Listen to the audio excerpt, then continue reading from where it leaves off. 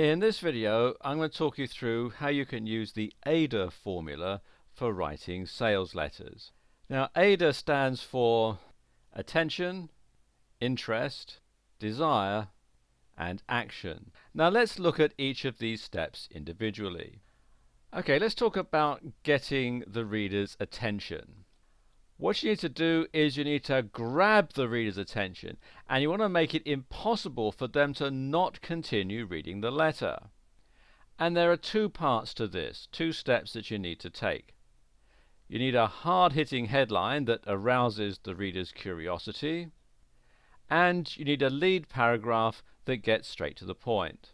So what you want to do is you want to brainstorm headline ideas.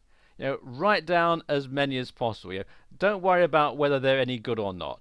At the moment, your emphasis is going to be on quantity rather than quality. So just write down the first thing that comes into your head that you think might be good as a headline. And then you want to narrow the list down to 3 or 4. And then use the most promising one, but keep the rest in reserve for testing purposes.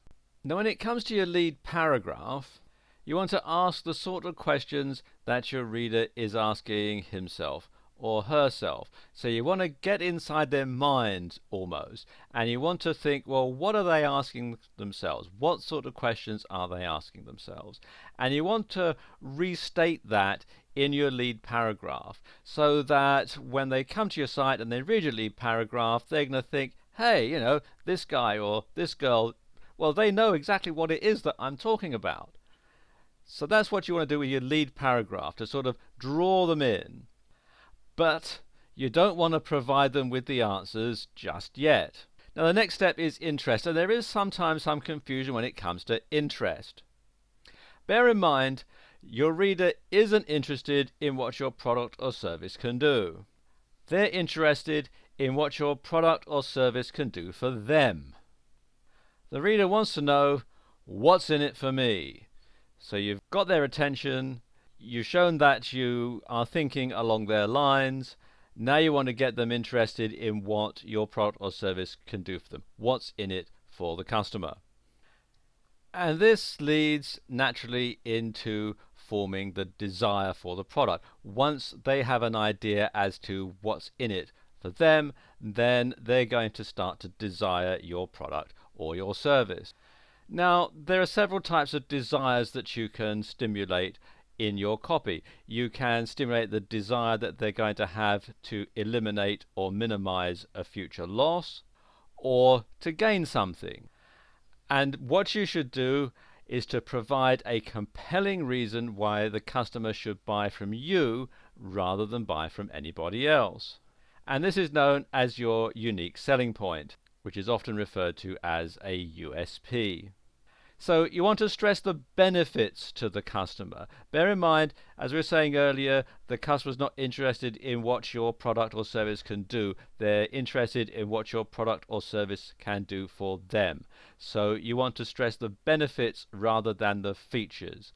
And you want to be specific about what the benefits are going to be to the customer, what they are going to get from purchasing your product or service.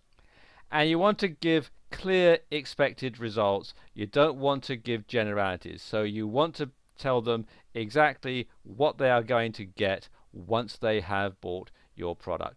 Do not underestimate the importance of this step. Your success with this sales letter will stand or fall depending on what you do in this section. This is the most important section of the entire sales letter.